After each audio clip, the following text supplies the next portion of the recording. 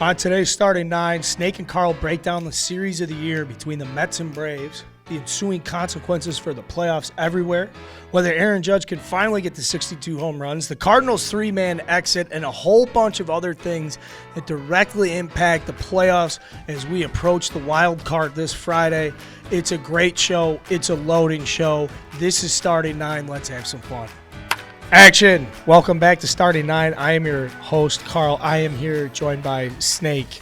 What's going on, brother? Had a really good weekend. Was in Fort Worth, and it's been a long time since I've been there. We had the Hall of Fame induction. We did that Thursday night. It was amazing. There were 7 people inducted.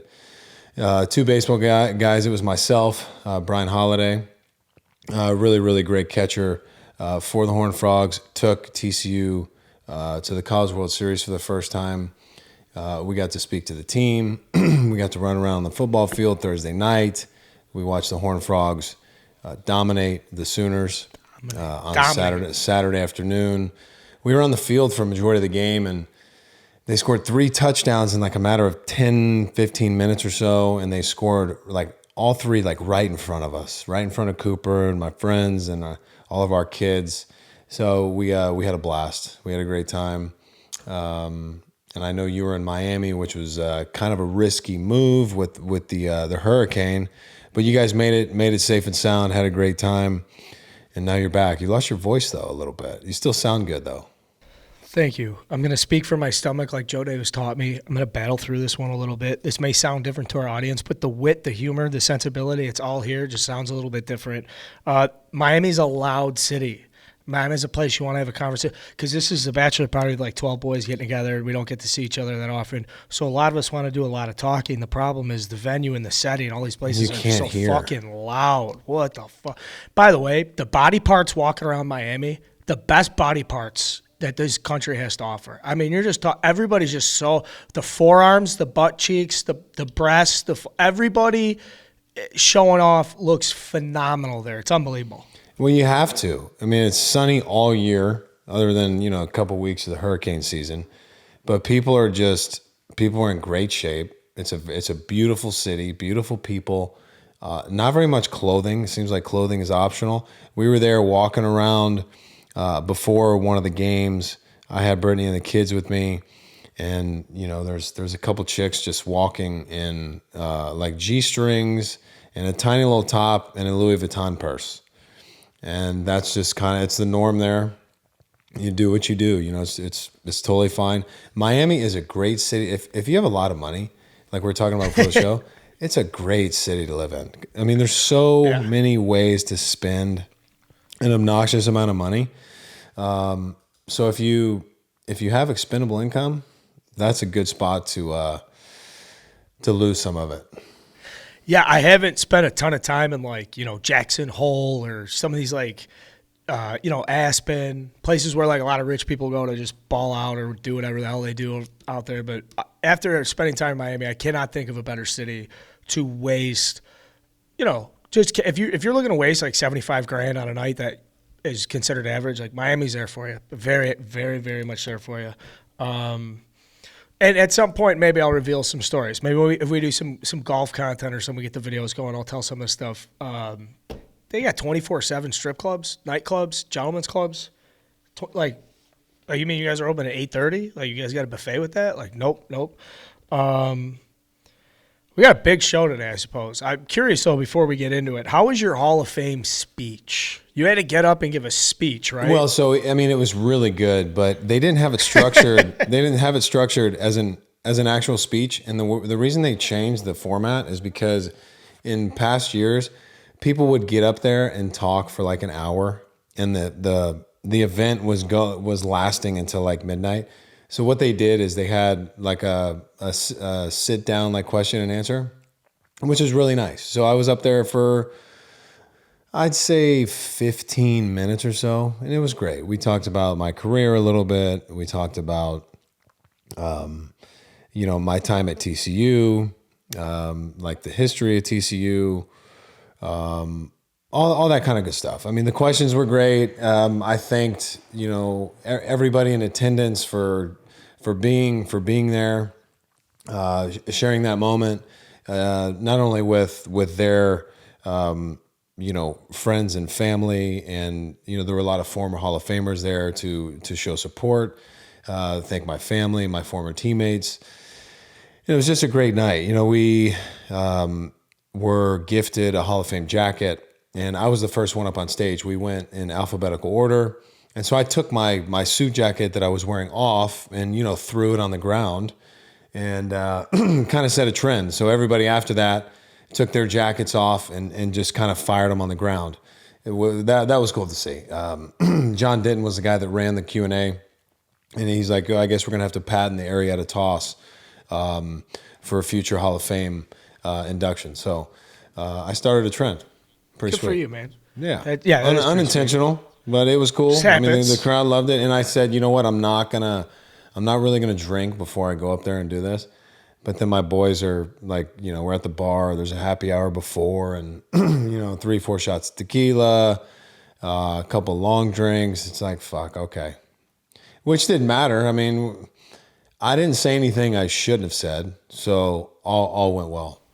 If you host an open bar, that's part of the culture. Is like something might go wrong anyways. I don't think you would have said anything wrong anyways. If someone did, it's fine. It's an open bar. Like, no, it was standards great. are relaxed. It was Yeah, great. I mean, I took the filter off when I spoke to the team. So I talked to the team like at 1:00 or 2:00 the night of the induction.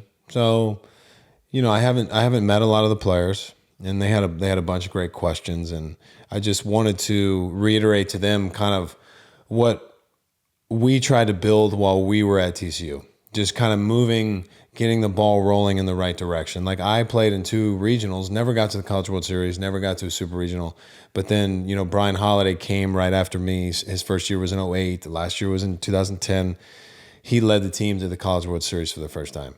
So, it's cool for them to see like the progression and the progress that that university has made, kind of all starting and with guys before me. But, the guys that played before me, and then my time there, and then Holiday, and then the next group of guys continuing to build that organization, that university, and with the goal and the mindset of playing in Omaha every single year. So just cool to see where the university has gone and how much it's grown. And my goodness, man, the football stadium, they've built on top of the east side end zone, all these beautiful suites, and they closed in both sides of both end zones. It's just a beautiful place. So if you haven't been to a football game or a baseball game in Fort Worth at TCU, I highly recommend it. It's a very quaint, small university with an incredible athletic presence. All their sports teams are extremely good and getting better and better. So a lot of fun. Congratulations. I mean, it's a big deal. I do the Hall of Fame stuff, taking the shots with the boys, having that moments. Having those moments, that's amazing.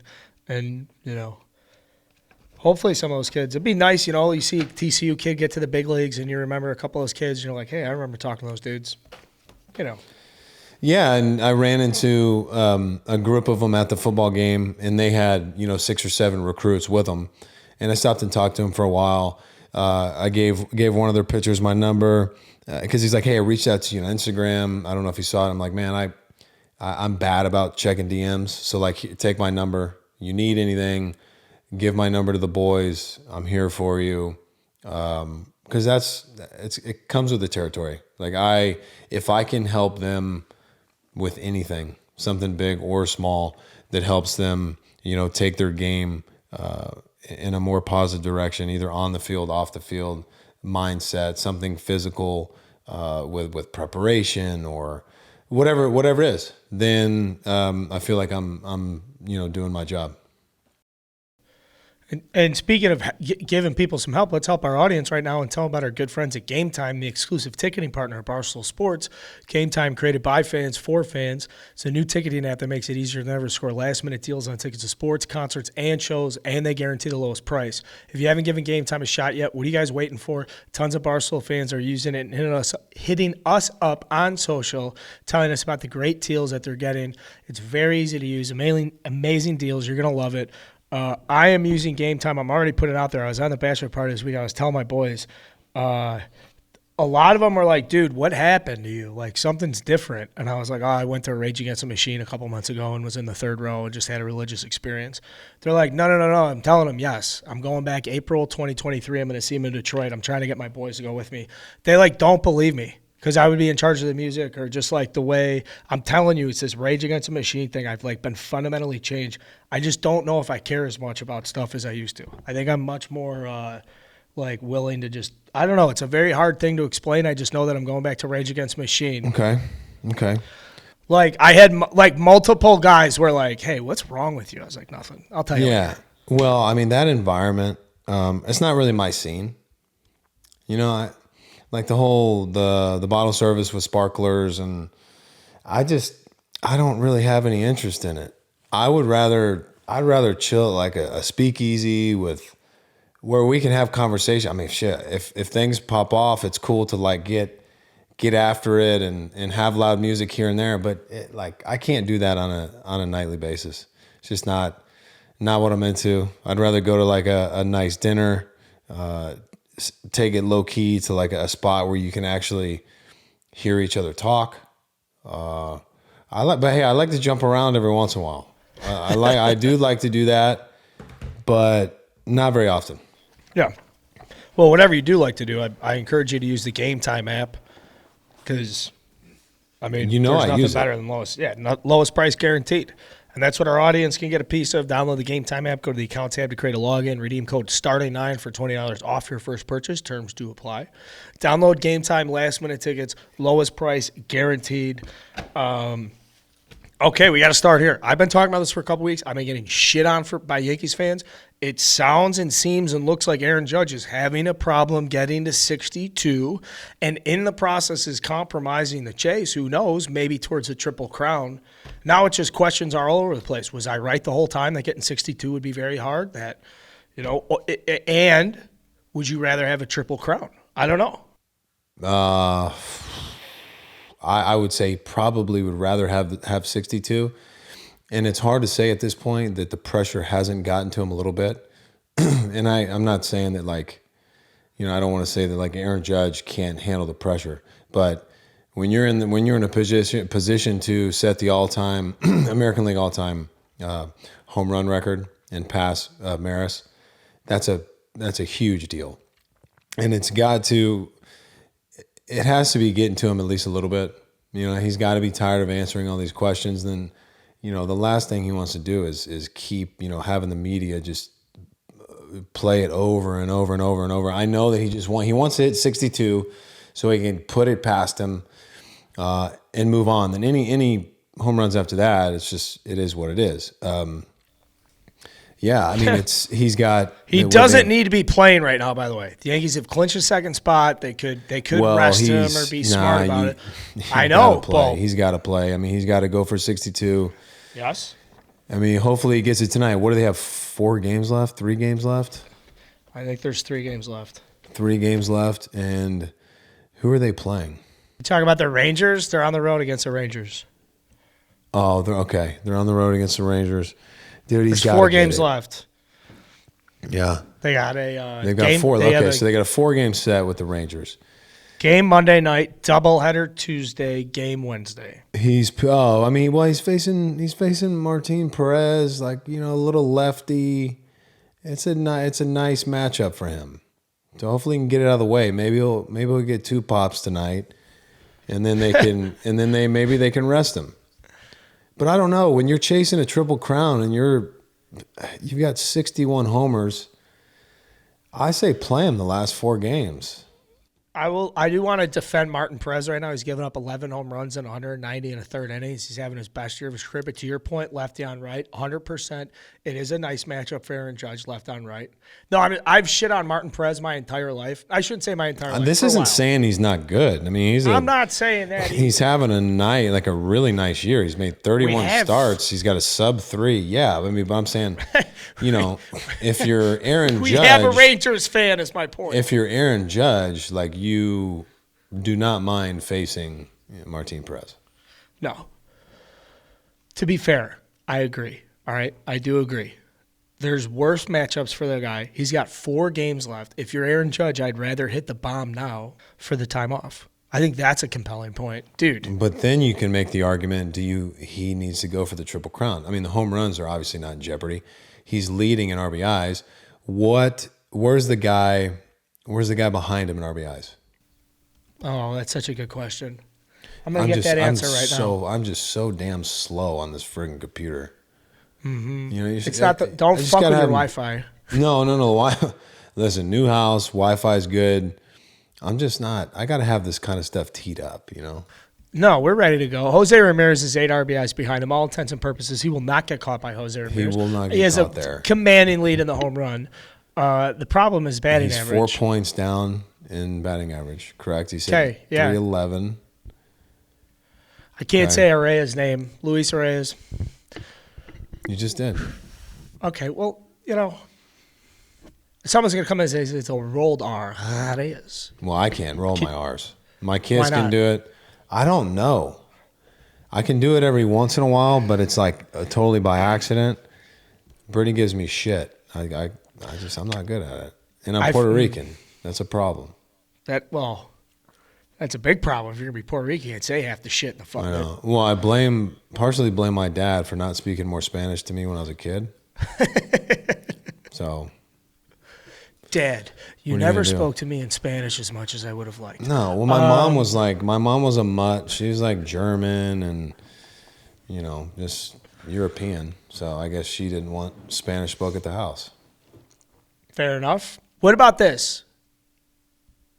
If you're a Yankees player, there's a lot of this talk right now, not Aaron Judge, but just the guy on the team. I think it's all trash that people are pitching around Aaron Judge. So let me say this clearly. Let me start from the top. I think it's trash how much people are saying Aaron Judge is getting pitched around because the opposing pitcher is afraid to give up the home run to Aaron Judge. That's a theme that pundits and experts and people say these opposing pitchers just don't want to be the guy who gives up 62. Well, he did have 4 walks the other night. I saw he had 4 walks the other night. 3 punchies yesterday. Yeah. So, I mean, that's not getting pitched around. Right? 3 punches. We've talked about this. He's swinging the bat. It's one thing if you're up there and you're not seeing anything in that square, but if you're punching out 3 times in a game, then you obviously you're either pressing and going outside of the zone. I didn't see the at bats. I can watch that, but and maybe that's the case. Maybe he's like, fuck, I don't want to be up here. I don't want to stand up here and walk. I'm trying to swing the bat, and the dude's a monster. So it doesn't necessarily have to be in that box for him to do damage. But yeah, I think that I don't think there's a pitcher out there that wants to give up number 62. But worse things could happen. I mean, I'm firing him sinkers down at the bottom of the strike zone and trying to get him chase sliders and maybe throwing a changeup, in off the plate. And I probably wouldn't elevate it to him because that just really wasn't my game. But I'm still going to go at him. I mean, hitting's hard. Hitting's really hard. Just because he sees some pitches in that box doesn't mean he's going to hit over the fence. But he could. Yeah. And I'll take my chances. I mean, it's not like this guy just got hot 3 weeks ago. This guy's been dominating the league the entire season.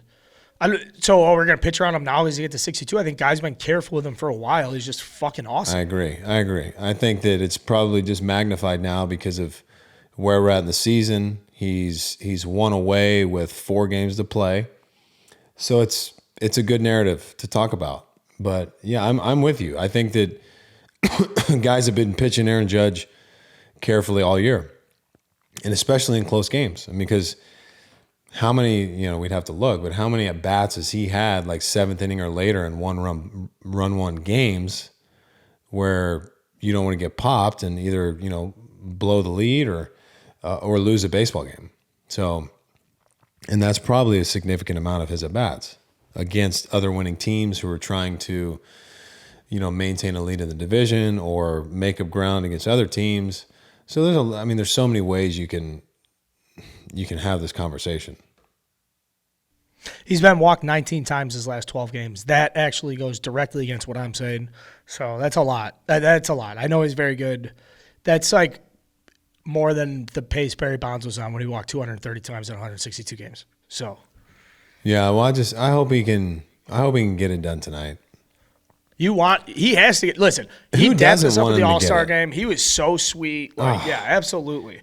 But I'm drawn to want to see Yankees fans suffer a little bit. Like, I like making fun of them, even though I have friends with many Yankees fans and I like them. But there's just something about like the way they pout that is very enjoyable. Yeah, I just want it for him.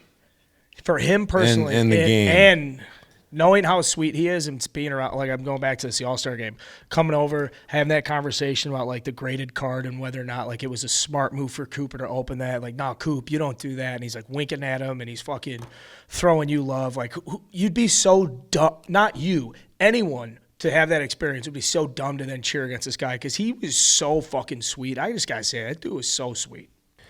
He's a good human being, and it's whether we had that encounter with him or not, or he's great to my son. I mean, I want it for him. I want it for the game of baseball. And you see those commercials, those baseball kind of highlights that lead into like a baseball game, either on the network or on Fox or ESPN or whatever it is. It's like the greats hitting home runs or a clip of the home run derby or old school shit. That will be one of those clips that will last forever. Like Judge hitting 62 and the place going nuts. And yeah, it's just one of those deals that's good for our game. Whether you're a fan of him or you're a fan of the Yankees or not, like you have to appreciate something that monumental happening in the game of baseball. If they're doing cut-ins on college football Saturdays, then you obviously like that's just the perfect threshold for me when I know like this is such a big deal. We're out watching college football. It's like, wait a second, Aaron Judge is coming to the plate. And then they show the side camera angle of him being in the box so you can just see behind the first base dugout and you see and just how many people are on their feet with the phones out clapping, the excitement. So, yes, I do want him to get the home run, but we're just in such a fun stage as a fan where, like, you're sitting around watching football and it's like, whoa, we got to go to the studio real quick. Aaron Judge is now at the plate, first inning. It's cool to have that. All right, let's see, a couple other big things this weekend. Obviously, Mets and Braves were probably burying the lead because we have so many Mets and Braves, just such loyal fan bases, I should say. We should not bury that lead too long. I do want to talk about that game, but first, I should say, I do want to talk about that series in the NL East race. But first, I want to talk about our good friends at Shady Rays.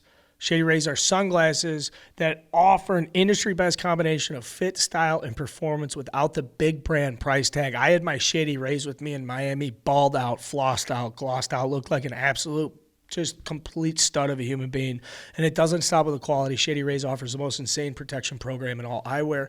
Every pair is backed by lost and broken replacements. If you lose or break your pair, even on day one, they will send you a brand new pair, which gave me all the confidence to hit the clubs and just party my ass off and just go wild because I knew, hey, if I break these, it doesn't matter. I know I'm getting backed by Shady Rays, which allows me to wear with confidence because they've got my back long after I purchase. They also provide 10 meals to fight hunger in America with every order and have donated over 20 million deals to date.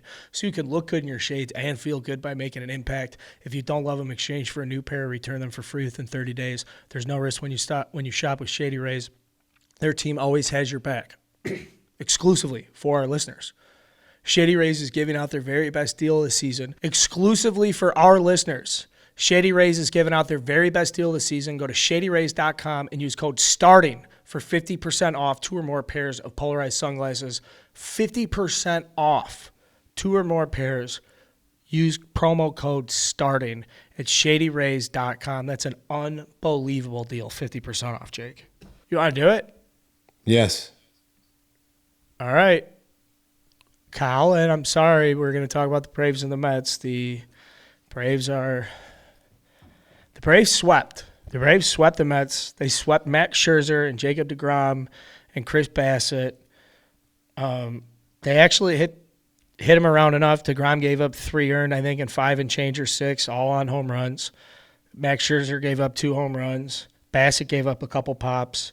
The Braves went out in 3 games and just flat out categorically beat the New York Mets. They flat out earned it. You know, there's nothing else you can say other than they did what they had to do. They scratched and clawed back. They continue to play better and better baseball, like all the way up until this point. Like the Braves are a scary team, and they earned it. We'll see what happens. I mean, they got a 2-game lead, so it's not completely over. But I doubt they let it slip away. You know, Mets still are in the postseason, regardless of if they win the division or not. But the Braves are no joke.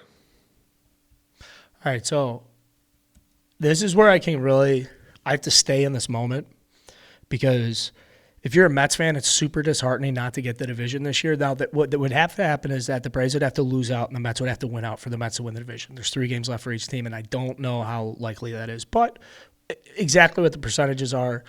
And when you think about this season moving forward, then in the next season, the seasons after, the Braves are in as good of a position as any team except for maybe the Dodgers.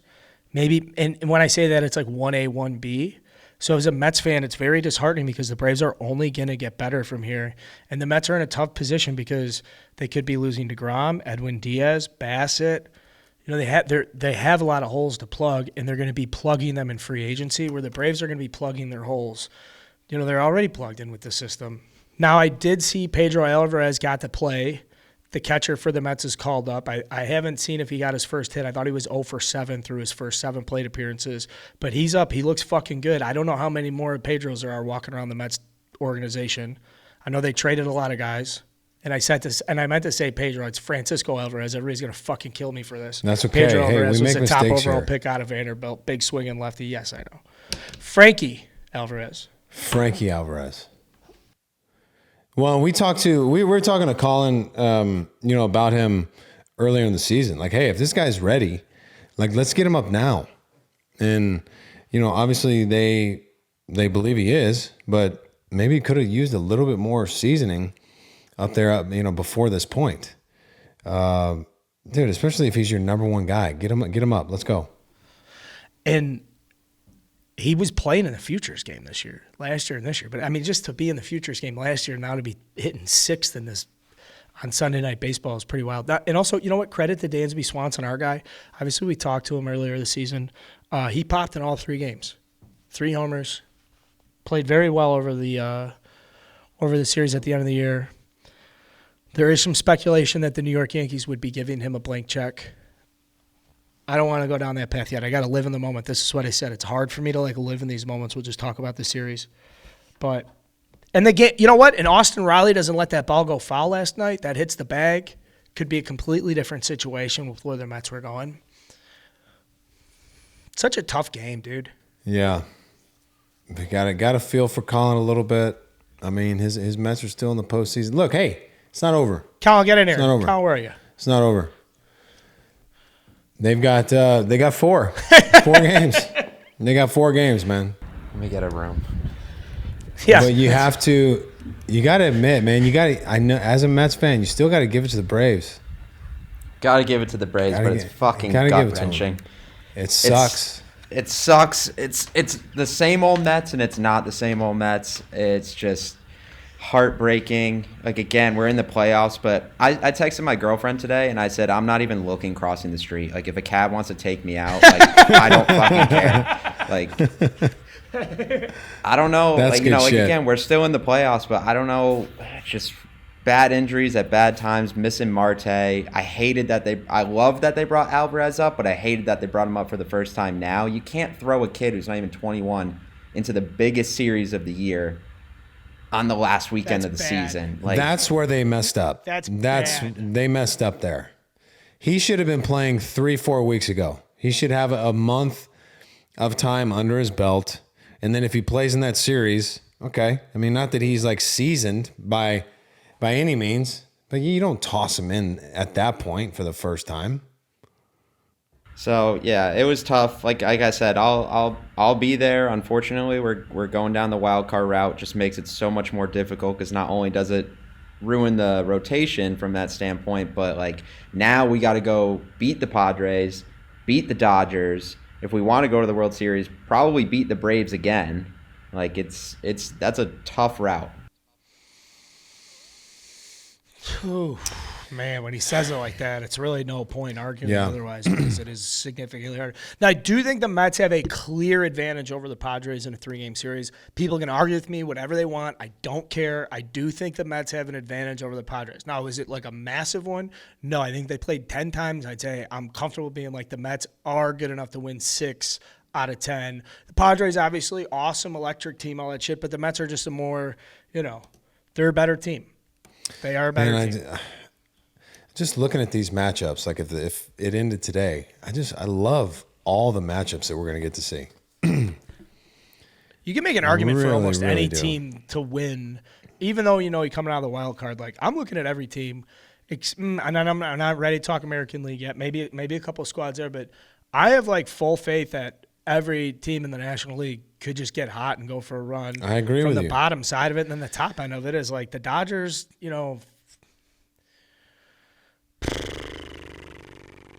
We're going to get into it next week with a Hall of Fame manager about what makes the Dodgers so good, but their ability to just identify people and just stack them one after the other after the other. And this goes back to what I was saying about the Mets. When you lose a series, you want to win the division this year because it's like, you want to win them every year, I would imagine, but this year in particular because it seems to me to be the most attainable. Well, I don't know. We'll see what happens. Who knows? If the Mets don't win the division, if they're matched up with the Padres and then they got to go through the Dodgers, that's no. I don't. Does anybody want to play the Dodgers? I think the answer is no. But somebody's going to have to get through them if you want to win the World Series, and everybody knows that going into it. But man, you don't want to see them early. So we got some World Series odds here from Fangraphs. This is this segment's called Carl opens up his computer.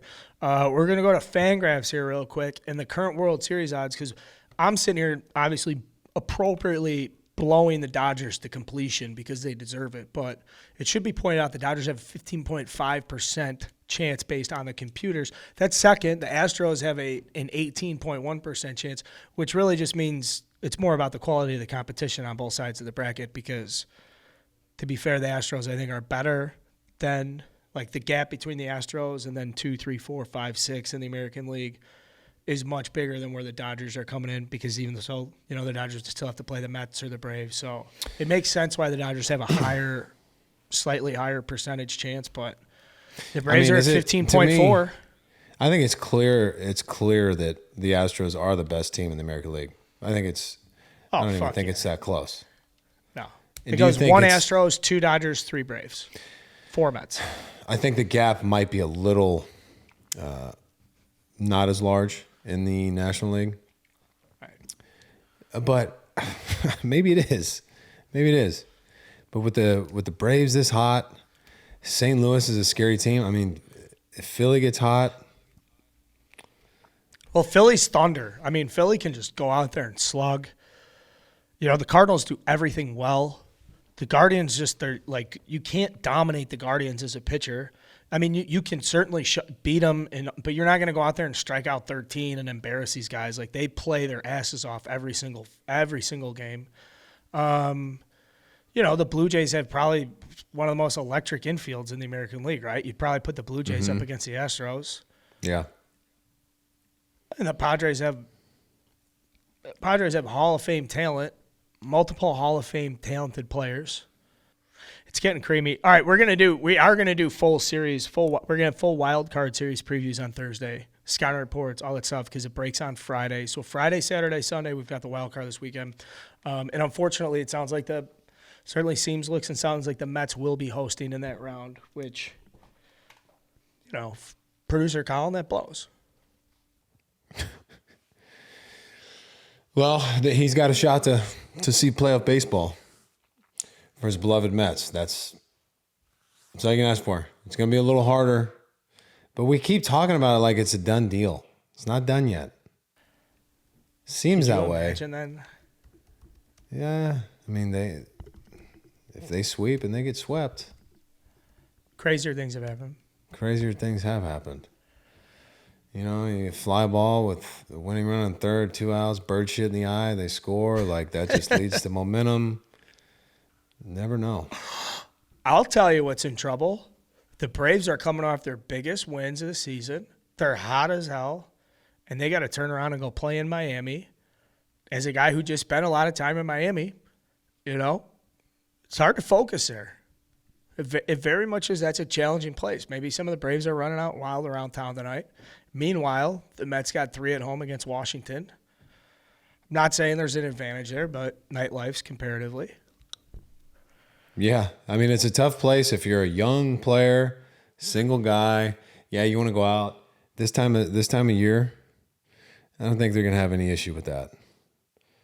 Not going to have any issue. I mean, yeah, maybe guys go out to dinner and have a couple drinks, but they're not. You're not going to see guys out till 4 or 5 in the morning. I mean, there might be one, but that's not how the Braves roll. Not that they don't like to have a good time, but this is the most important time of the season. I mean, they're trying to clinch the division, and then have some rest and then move on to the NLDS. I mean, this is you can party after the postseason. Party after, just hold tight, take care of business, then go do whatever the hell you want to do. I do have a bone to pick with the Braves real quick. The stadium operations there, what they do when so when you take a pitcher out of the game when the opposing pitcher leaves and they black out the stadium, they start doing the war chant with their cell phones and all the fucking lights are blaring and stuff.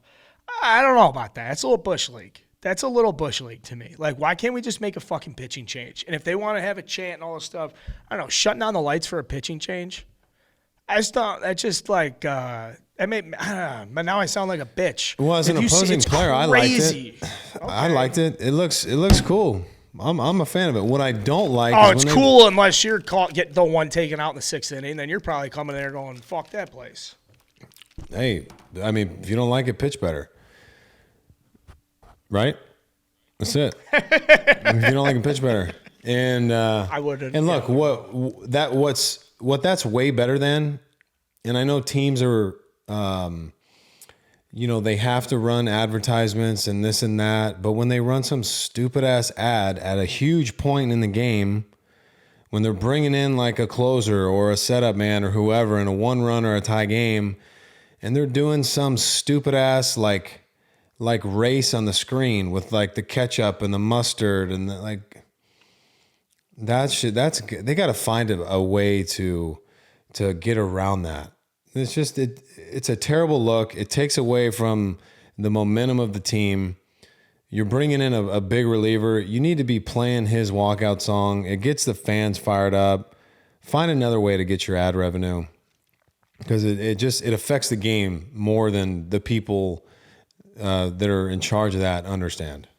And we've had so many conversations with the team that is in charge of marketing or sponsorships or whatever, and they just frankly don't listen. They don't care how much of an impact it has in the game. Yeah. They need the paycheck. So, like, just 2 ones that come to mind, like Enter Sandman from Mariano Rivera. Now, obviously, they play it, but, like, that could be sponsored by Mattress Firm without like, here comes the Sandman, take a nap. Or like Heath Bell, or not Heath Bell, Hoffman with Hell's Bells, Taco Bell. Throw it up, throw the sponsor up on the screen, but still play the guy's music.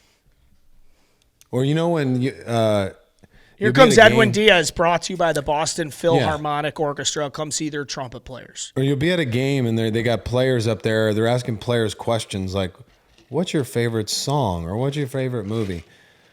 Who gives a shit right now? Who gives a shit? No one cares that you like Harry Potter. Play the music. Ian Happ's favorite instrument is the violin. True or false? True. I know your thought. Those things are brought to you by Hefty Garbage Bags. Take that fucking segment, throw it in the trash. Yeah, Ian, I don't give a shit what instrument you like. I want to hear Kimbrel's walkout, or I want to hear like you said, Diaz, or what? Bring it on. Play it loud. Okay, I don't know if you saw this. Albert Pujols hit 701, and that to me, if I catch that, I'm auctioning it. And if I'm going to auction, I'm going to use Whatnot. I want to say a word about our friends from Whatnot. This is an amazing, amazing live stream auction app where you can buy collectibles, comics, and really almost anything else. Whatnot brings business and people together through commerce, where sellers can host live streams and then engage connoisseurs like yourselves can bid in real time. Streams are going around 24/7 on Whatnot. Stream whenever you want, auction whenever you want. Whatnot. It's actually Barstool's platform to sell all of our weirdest and unique office finds and memorabilia. This came up earlier in the show. It was like a couple of weeks ago. You were moving in the new house. You found like a box of shit. You were like, dude, that stuff's awesome. Some of this memorabilia, I don't have a place for it. Like now I'm talking to Whatnot about the partnership we got going. I'm like, damn, that would have been great for it. And I think you've used. Have you been on a Whatnot, or I have Whatnot. I haven't used it yet, but we've definitely talked about doing some breaks, some card openings, and potentially auctioning some stuff off. Because like you said, I have a ton of memorabilia from over the course of my career that we can absolutely set that up. We can do some autograph type stuff, and just it'd be fun stuff for the people. I know people would love to have and add to their collection of memorabilia, and so on and so forth. So, and I'll need we'll talk to Colin, talk to you, and kind of figure out the best way to get that set up. But I know there's a lot of people out there that would really love to have a bunch of this stuff that I've acquired over the course of my career, because there's only so much room for all that stuff in my house. So I'd love to kind of allow other people to have a chance to have some of it. Yeah, check this stuff out, guys. Whatnot. We'll be there, but right now we do have stuff going through Barstool, the Barstool Sports page. Follow them so you can get alerted whenever we're going live. I know, like right before we were doing the show, one of the most popular shows Barstool puts out is Sunday Conversation with Caleb, where Caleb interviews dudes, and it's just like the funniest, like the funniest questions. Very popular thing. So now he's doing this thing with Najee Harris. He interviewed him yesterday, and they had a Whatnot live auction for like some custom Najee Harris game used jersey or something. I heard that went really well. So we'll have stuff going. It's a popular thing. Whatnot. Create a Whatnot account using the link in the description of this show. Get $10 off your first purchase. We're giving away $10. Just use the link in the description. Get $10 off your first purchase. Whatnot.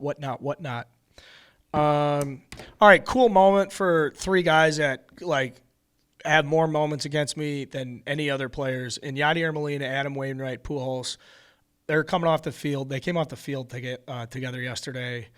Like, I'm not going to cry for these dudes. I'll marginally get emotional, but that's the highest end of the spectrum I had for the Cardinals, and they made me feel a certain way. It was special. That was so fucking cool. Yeah, and it's one of those things. As a fan of the game, and I understand that I'm not your typical fan. I'm not as diehard as most baseball fans are. So maybe it's easier for me to have a little bit more appreciation for stuff like that. I don't know, but just like the history of it and playing against those guys for a long time and knowing how difficult it is to play at that level as well as they have for so long. So very, very appreciative of what they've been able to do for the game and for the city of St. Louis. I have a lot of family. I mean, I was born in Missouri. I have a lot of family in and around the St. Louis area. Most of them are Cubs fans. Some are diehard St. Louis, and I understand that. I appreciate it.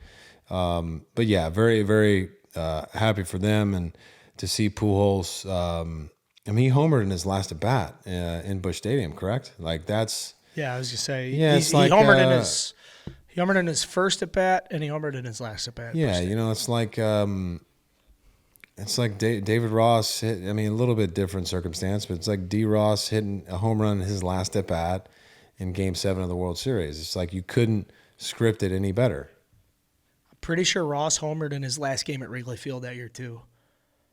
Which is why I've been saying it for fucking weeks now. Albert Pujols is going to have some October shit go down because it's like, this isn't just it, dude. Like, the fact he homered in his last bat, no surprise at all. The fact he ties Babe Ruth RBI record, probably going to break that record in the last 3 games of the season.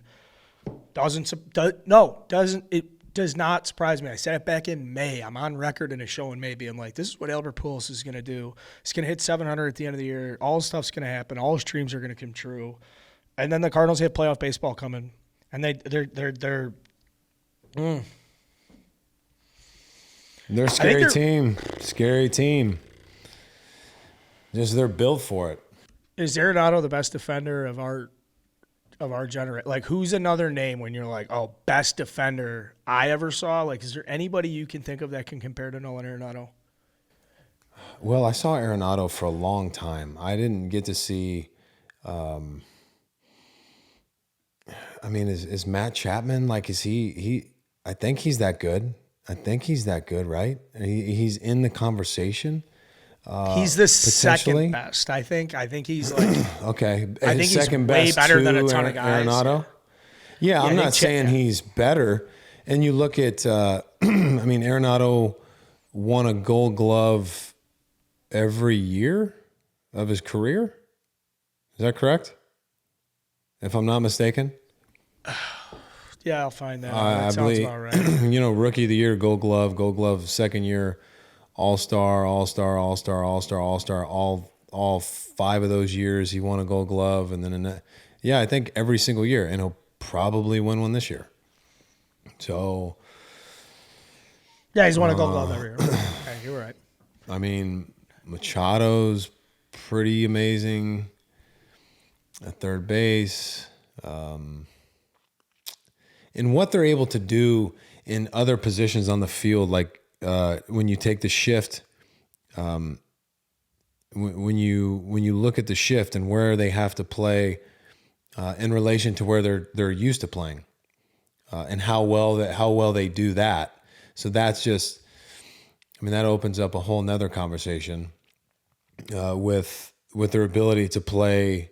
When they're used to playing on that side of the field, and then they're able to go, on the other side of second base, and still be that rock solid defensively.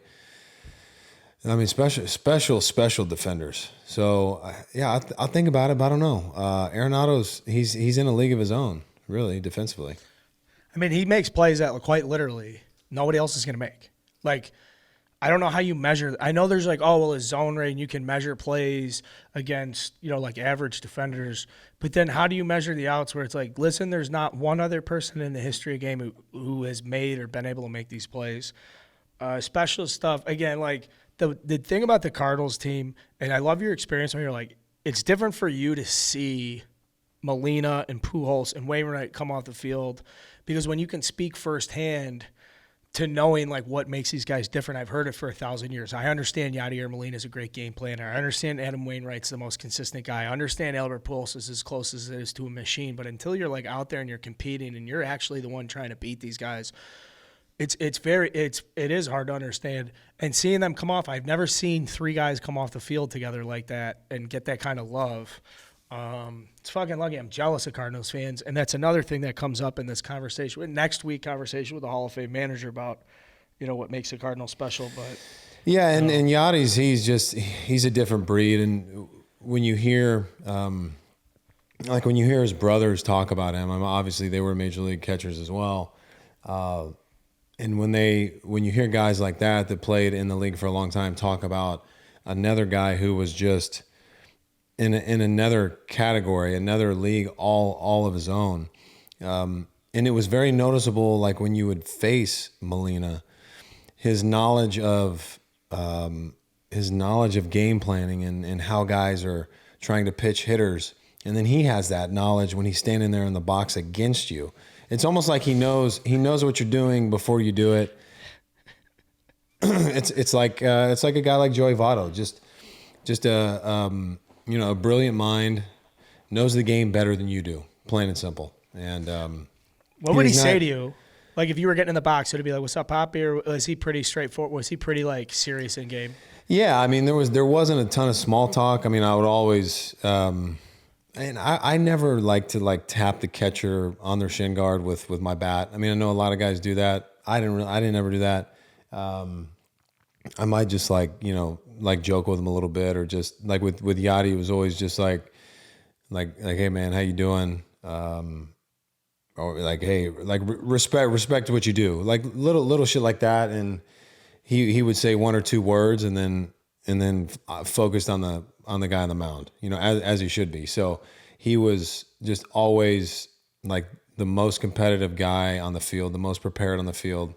And yeah, that's why he's so good. I mean, it's just, you could go on and on about him. I mean, this year he's not swinging it all that well, but at some point you got to slow down. I mean, it can't last forever. I mean, the guy's got 18 years, and he's done it all behind the plate. Can you imagine how your knees would feel catching for that long? I don't think does he wear knee savers? I don't think he does. No, I don't think he does. All right. No. Since he's been in the big leagues. His meniscuses, it's a weird one to say. But they've got to just be shredded. There's no cartilage there anymore. He's been in the playoffs, I believe, 13 times in 18 seasons. Is that good? I think that's really good in modern day. I mean, it's not like Yogi fucking Bear, but those guys, there were only like 6 teams in each division. I think all these playoff appearances, yeah. Like he's got, let me see how many postseason. Right, he's played 24 postseasons, 277 average. Great stats, man. Great postseason player. Just think how many big pitches, big moments he's had to call. So that's another thing when we get on the postseason, play a different format. It sounds like now the way the wild card is set up, that the starting pitching in the DS won't be as available. Meaning you're just going to see more fresh faces. You're going to see guys that probably would be starting like a fifth game in an NLDS under emergency circumstances pitching in a game 3. And so I think experience like Molina is where that shit really plays up. Having him call pitches is going to be such an advantage in the first round, and then if they get out of that in the second. Yeah, you're right. Well, when you have somebody like that you can lean on, and you don't even, there's not even a moment where you second guess it. It's like, oh, you want a slider here, great, here it is. You want me to elevate, you want to change up in, great, okay, because I would assume that conversation wouldn't go very well in the dugout if you shake Yachty and you give up damage. I mean, he'd probably have the opportunity or the authority to send you down if he wanted to. Hey, like guys, you know what? No joke though, man. If he was like, hey, I don't want to catch this guy late inning again, they're like, well, he's here for late inning. It's like, we'll get him out of here.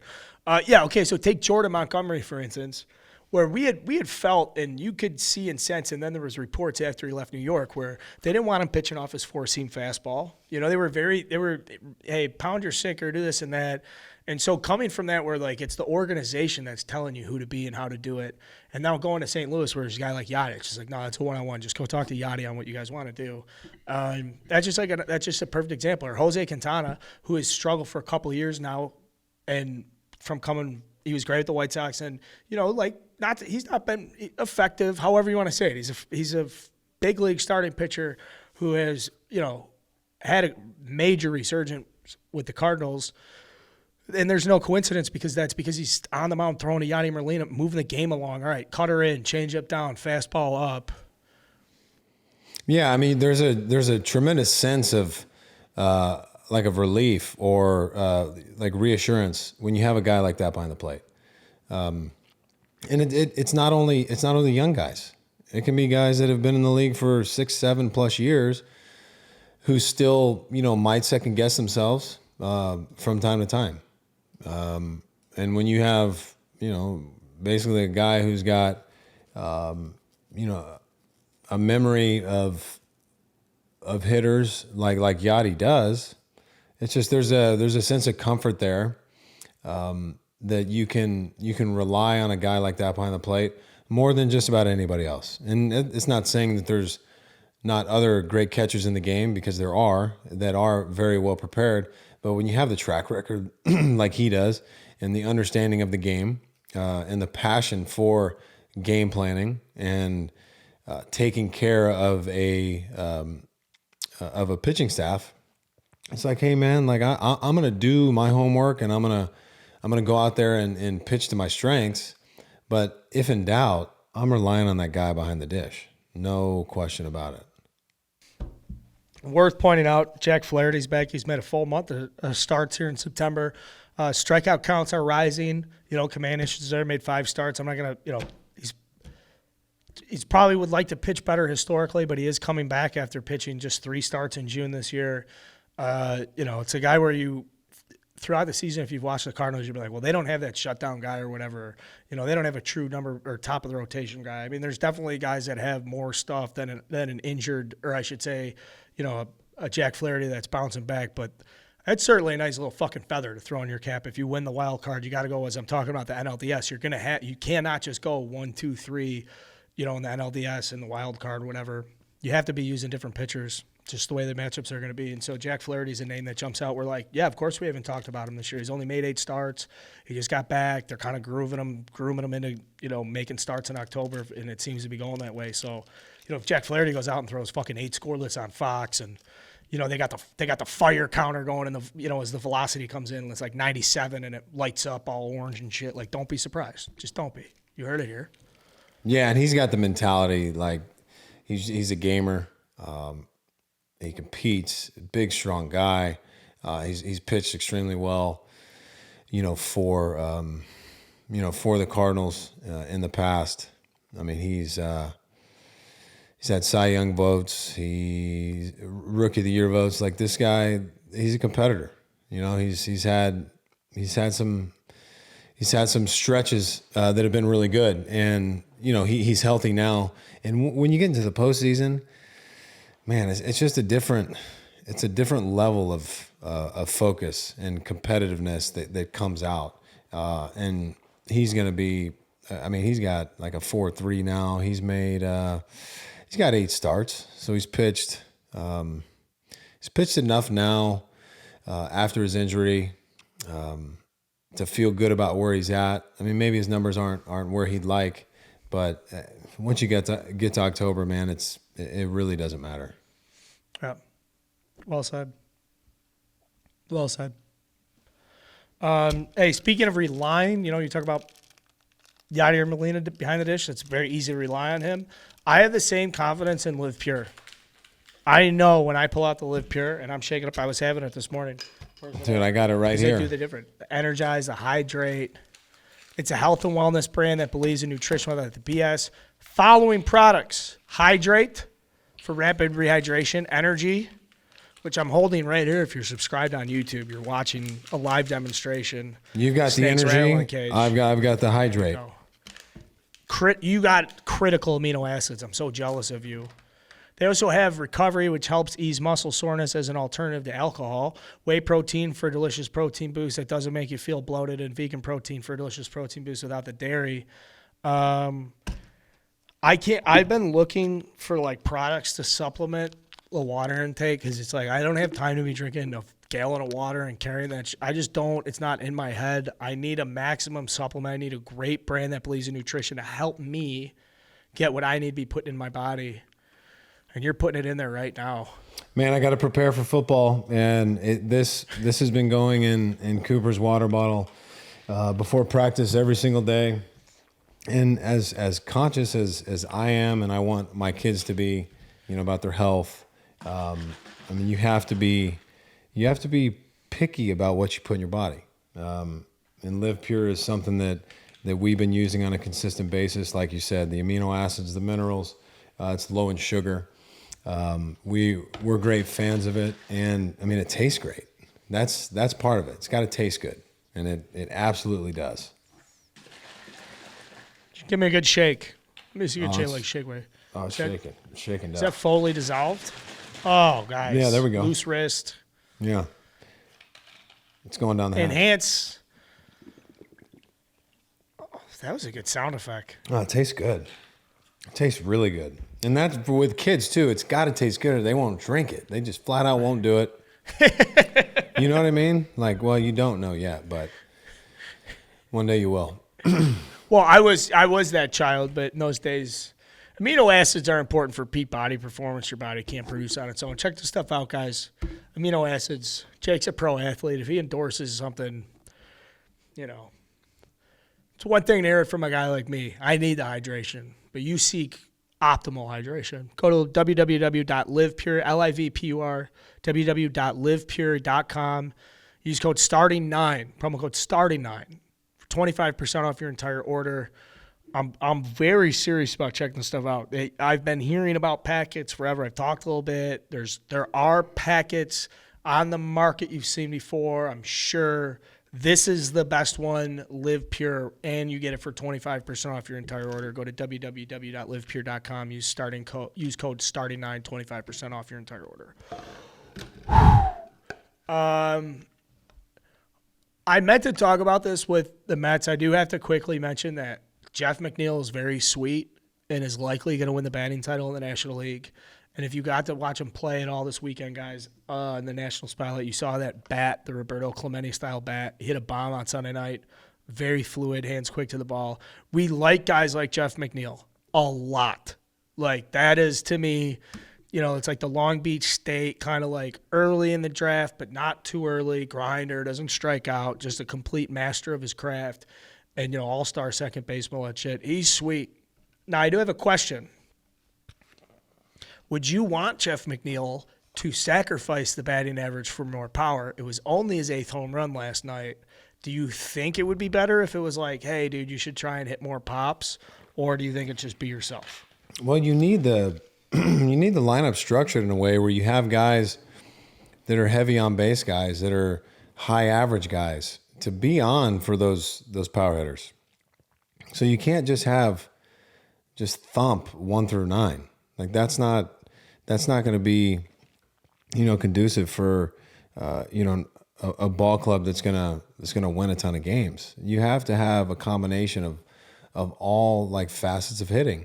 And the reason McNeil is so interesting to watch because you don't see many guys playing the game the way he does, and it's refreshing. Like he's like a guy that you would watch, you know, in the 80s or 90s, you know, slapping the ball the other way, taking what the pitcher's going to give him.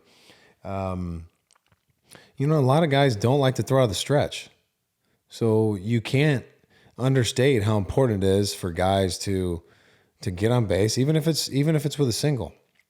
I would rather pitch out of the windup than the stretch 10 out of 10 times. And there's other guys that are just like that. So, and again, that's not something that's on the stat sheet, but it's definitely important. So yeah, I wouldn't like to see him sacrifice average for more power. I really would, because if he did, I mean, how many more homers is he really going to hit? I mean, is he going to hit 10, 15? Is he really going to hit 20 more homers? I doubt it. That's not the kind of guy he is. And I mean, a 326 average, God, it's impressive. Right? We're not talking, and it's, I know this is like, you're talking about really a small amount of extra hits, but there's something about seeing the 320. You know, the AL, we talked about Judge with the batting title and Luis Reyes. I mean, yeah, 315. And it's such a small difference that, you know, like, what is it? It's a couple hits. But, man, that 326 just looks sounds nice. There are 12 guys that are hitting above 300. Just 12 in all of baseball. That's, you know. How'd that ever become the standard? Or not the standard, but, like, the standard of being a really good hitter? Like, oh, you got to hit 300. Well, it's like with with ERA. Like if there's a 2 in front of it versus a 3, like it's nice. It's kind of nice. And it's hard to do. It's hard to have under a 3 ERA. It's hard to hit over 300. I think that's why it's attractive, is because it's so hard to do. Yeah. And it's still hard. It's hard as shit to hit above 270. You know what? Here's why I want McNeil to win the batting title. I mean, he's going to win the batting title. I shouldn't say it like that. But a very big reason why I would like to see him do it is because he's in arbitration this offseason. And the difference between winning the batting title and being second in the batting title for stuff like arbitration is significant, because he can go in and compare himself and say, like, how many guys going into their first arbitration year won a batting title? Jacks the price up big time. We like to see guys get paid. Jeff McNeil's 30, so his opportunity to get paid, right? Like, it's coming up. We want him to get paid. That's a guy who deserves to get paid as much as he can in his career, so good luck to him. Speaking of getting paid, Shohei Ohtani. Now, I want you to think about your days in arbitration before free agency, and like 30 million? I mean, there was only, did Chris Bryant, he set records for arbitration, but I don't believe he made 30. He made, yeah. Well, I mean, when you factor in that he pitches and hits, like he could have gotten 60. You know, I mean, he'll be a free agent after next season, correct? So he's a free agent in 2024. I mean, just wait to see what he. This will be his last year of ARB. So Yeah, it's his last year. Last year of ARB. And I don't even know if he had I'll have to look, but just wait until we start having that conversation about what he's going to make in free agency. I said $500 million. I think he's a 500. I think somebody's got to give him. I think he's gonna, like, whoever's in charge, brand, whatever. They should just be walking around and just be like 5. If anybody was if people were entertaining, as good as Juan Soto is, like, he was offered 440. I mean, he's gonna make significantly more than that, or so you would think.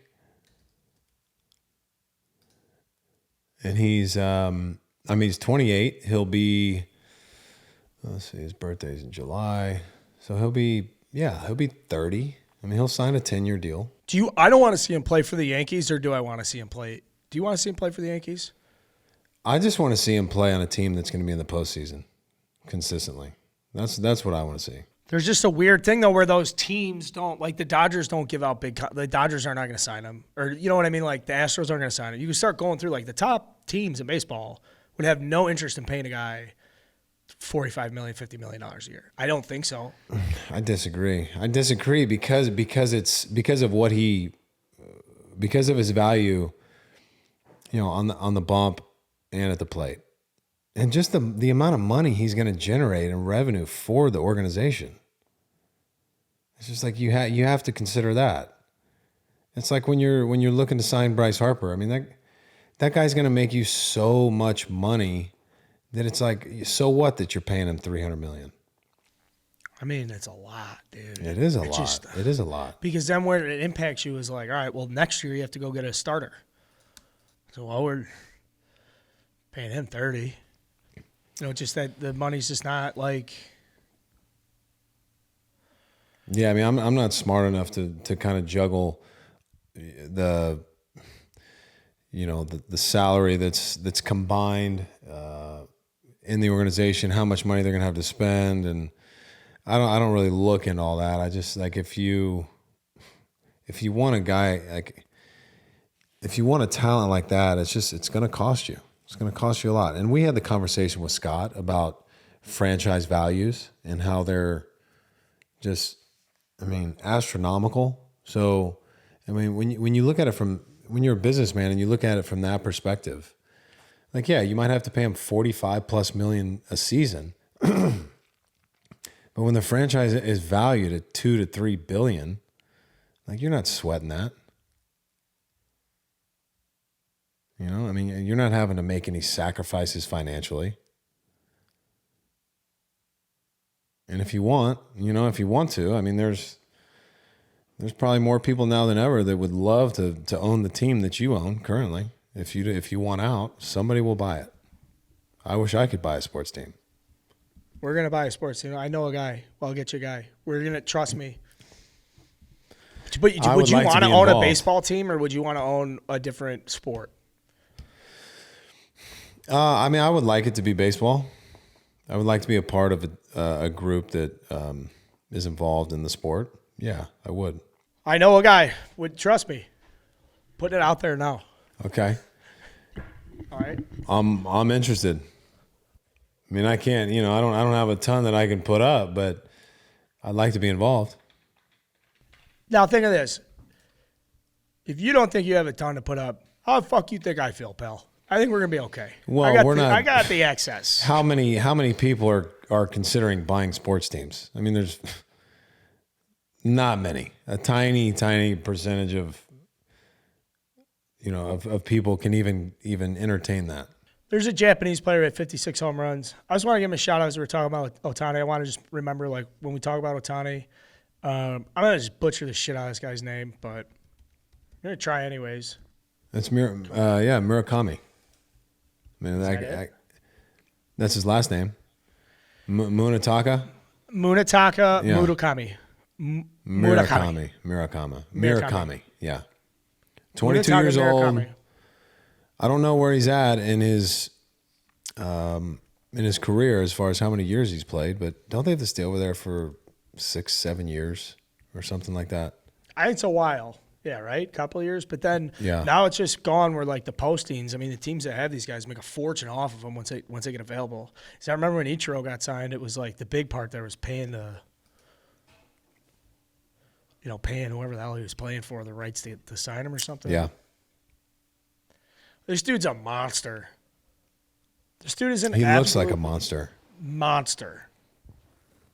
118 walks this year. 457 OBP. All right, I'll take this guy. And you know what? Yeah. Seiya Suzuki likes the Cubs. And I should point out the Cubs have played very well in the second half, winning record.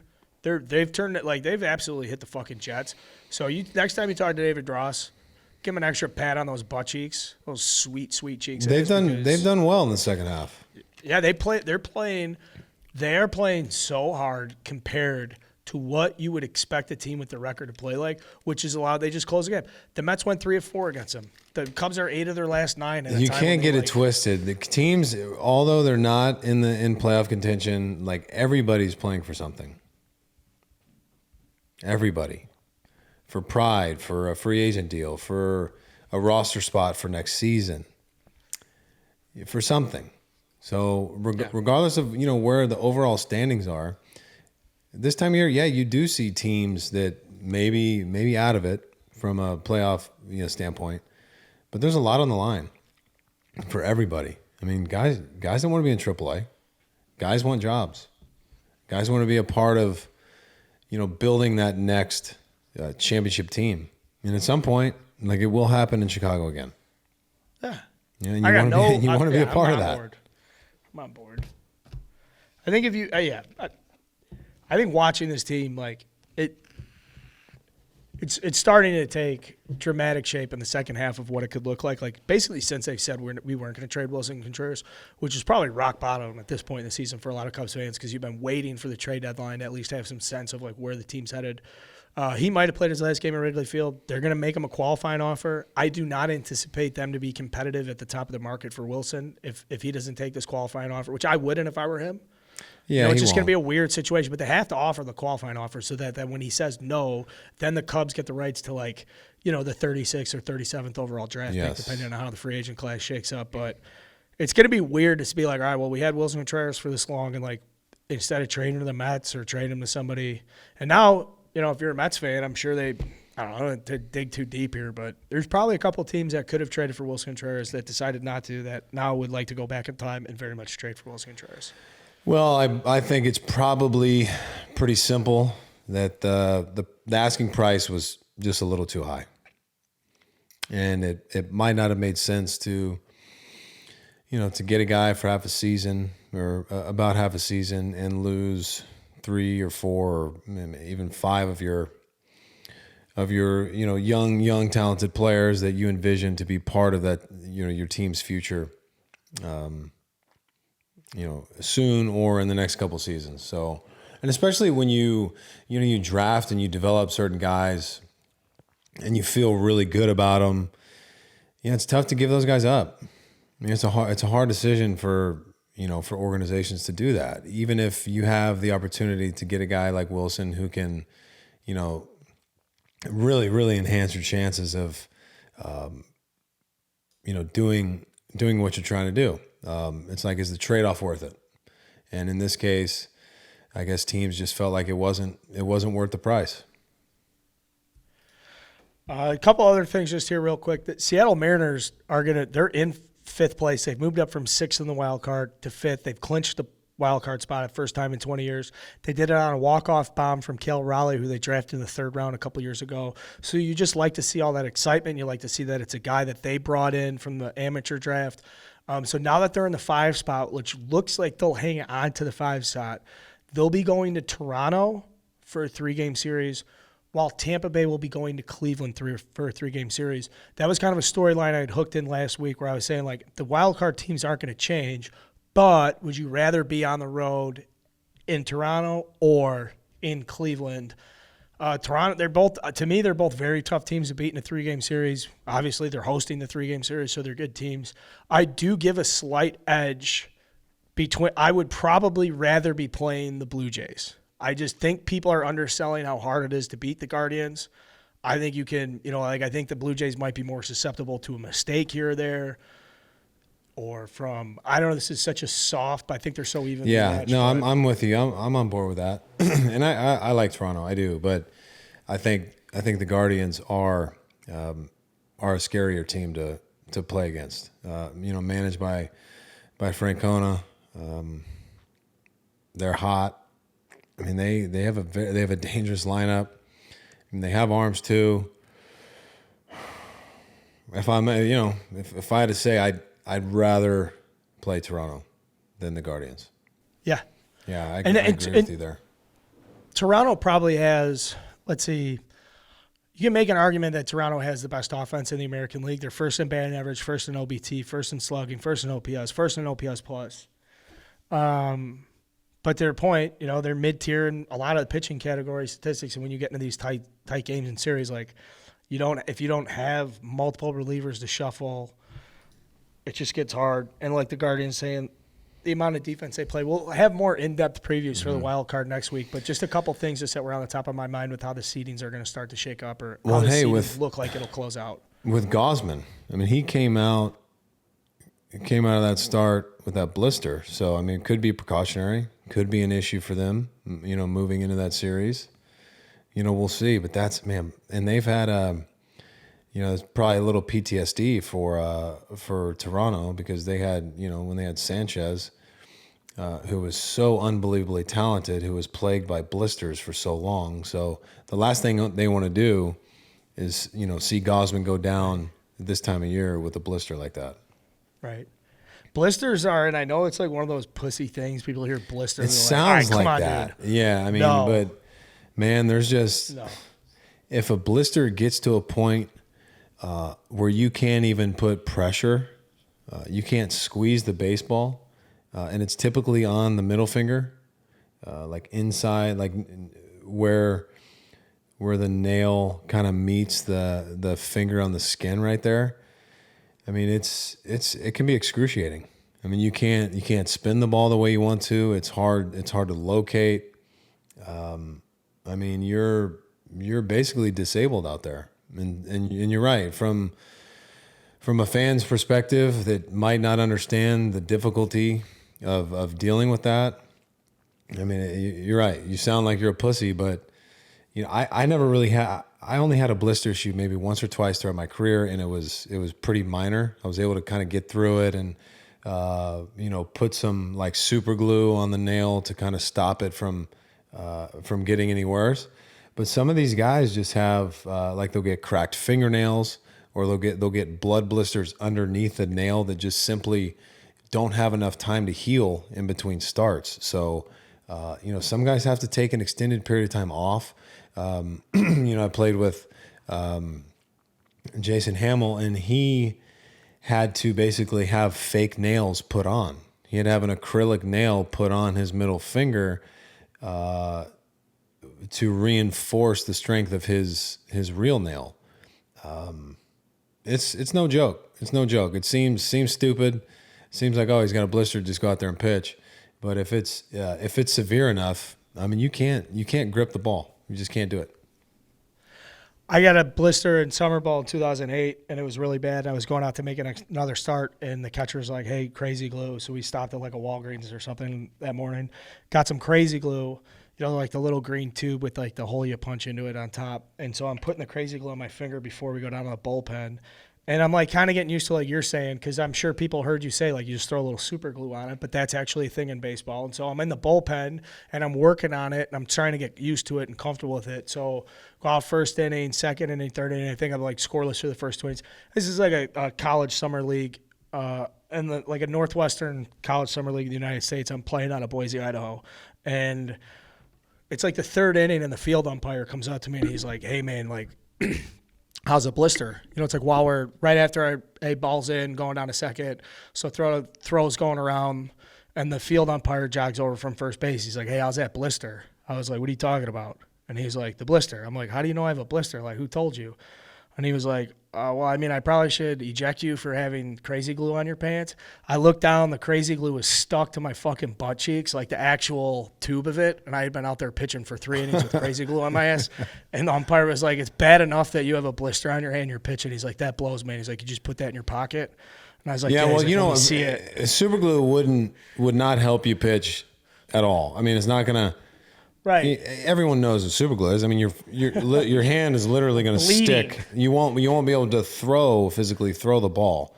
So, yeah, I mean, that's funny shit though that the tube was stuck to your pants. You fucking cheater. Yeah, it was good. I'm a cheater. I'm a fucking cheater. I don't care. I'm out trying to give my team an edge. We lost in the championship game in that summer league. That's okay. That's it. I had for my list. I had a big list coming in. I had a lot of stuff I wanted to talk about. I really do think it'll be devastating to Yankees fans if Aaron Judge doesn't get to 62. And it's just terrible news. It'll be devastating to me. I'll be saddened by it. I really will. And as rock solid as he is, with just the way he carries himself, the way he handles pressure situations, this is it's obviously got to him a little bit, and rightfully so, I guess. I mean, he wants to get it behind him. I mean, it took him a little while to get 61. I'm hopeful that he can do it in Texas. He's got 4 games to go. So we'll see, man. I'll be watching every at bat. I'll be at football practice, but still be I'll have it on my phone in between calling plays. And did Cooper's team win or without? They won. They won 34-0. They did. I'm telling you, our offense and our defensive line, the strides that they've made has been incredible. And half of these guys, it's their first year playing tackle, so the learning process, it's a learning curve. It's taken a while, but I mean, we're 4 games in now. We're doing really well. We have to play Westlake Red this weekend, which is Westlake's best team. They're very, very good. But we're in a good position. We're in a good position. The boys are they're learning a lot, and they're playing hard, and that's all you can ask. And we're gonna have Joe Madden on, and what he's really big about is experience, and what you take from those experiences, and when you struggle and when you fail, like that's when you can grow the most. And I think that. Our boys have really showcased that, the ability to learn from mistakes and getting your ass kicked. Because it'd be nice to go out there and win every single game, but that's not how sports work. So proud of the boys. Yeah, we did win, and Cooper's really excited to be back out there this week. So you brought up the Joe Madden interview. He'll be joining the show next Tuesday, October 11th. Talk a little bit about what's going on in his life, next steps in baseball, how he's going to get back to the dugout, some cool little anecdotes and stories of working with you. I will say I did hear a great compliment in this interview. Now let me clear up too for the audience. We'll be back Thursday, playoff preview for the matchups. We're getting one of our buddies to help us with that, a guy who's played against these teams. But in the meantime, I'm talking about the interview next Tuesday. I think Joe Madden gave you – I wrote this down. I was like, that might be the nicest thing I think you can say to Jake, but I wasn't sure, so I wanted to ask you about this. When he called you a great athlete who happened to be a pitcher, did you just get like a rock hard? Were you like, yes, I am? Or do you think you're more of a pitcher who happened to be a great athlete? No, I mean, I think it's fine that he phrased it that way. I think it's an accurate, depiction of kind of, who I am who I was as a person, an athlete, and a player. I always took, athleticism very seriously. Played a lot of sports as a kid, and started training at a very young age.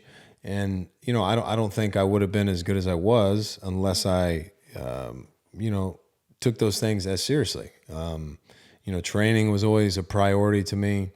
I developed a love for, strength and conditioning and nutrition, when I was like 12 years old. Yeah, I mean, I wasn't, I couldn't, I'm not like a 4.4, 4.5 kind of dude. Like, I'm not like, I don't have crazy sprint speed, but I can do a lot of things pretty well. And, I knew my body well. And as a pitcher, you have to be, you have to be in tune with how your body moves through space. And you have to repeat that delivery as consistent as possible. And athleticism plays a big part in that. You're a great athlete. Thank you, man. Appreciate it. You're not bad yourself. I'm okay. You did say I hit the ball well, which we'll get there next week. For now, subscribe to the show. If you guys have stuff or questions you want to address next, obviously just send it to me. Come on, this isn't rocket science. We're here. We're available. Just know I want to be more available for you guys, so don't be afraid. Send the questions in. Jake, yeah, good we're show, always man. available. Yeah, great show. We're always available for our audience. And like Carl said, please like and subscribe. Continue to be a part of the show with us. Trying to bring you the best show we possibly can. And man, are we excited for the postseason? We're gonna have some live streams going. And it's the most exciting time of year. Judge is gonna hit 62. The Braves hopefully get swept for Colin. Hopefully the Mets can do their thing. It's still a possibility. So Colin, keep faith, man. Keep faith. We're cheering for you. Until next time, we'll see you guys. Thursday morning.